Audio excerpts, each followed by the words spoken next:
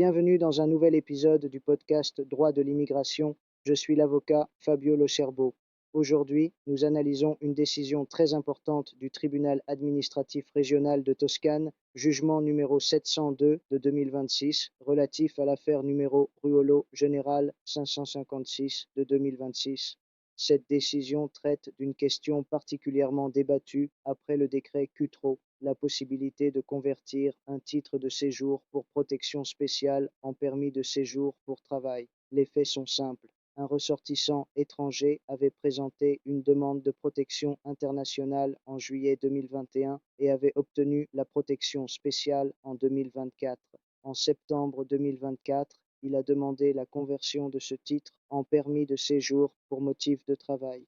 La préfecture de police a déclaré la demande irrecevable en considérant que la nouvelle réglementation introduite par le décret-loi numéro 20 de 2023 avait supprimé la possibilité de conversion.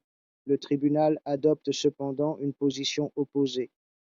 Le point central de la décision concerne l'interprétation des dispositions transitoires prévues par l'article 7 du décret Cutro.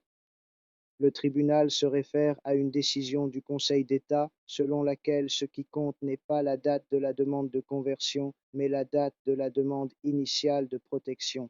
Et c'est là le point décisif, puisque la demande de protection a été présentée en 2021, donc avant l'entrée en vigueur du décret Cutro, l'ancienne réglementation continue de s'appliquer, y compris la possibilité de conversion.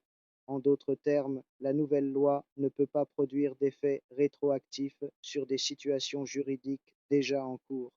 Le tribunal affirme donc que l'administration aurait dû autoriser la conversion et, pour cette raison, annule la décision de la préfecture de police.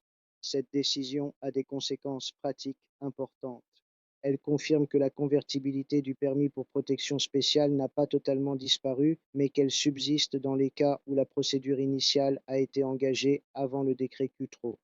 Il s'agit d'une interprétation qui renforce la protection de la confiance légitime et limite les effets rétroactifs des réformes législatives, et surtout, elle ouvre une voie juridique concrète pour la défense des droits des étrangers. Merci pour votre écoute. À bientôt pour un prochain épisode.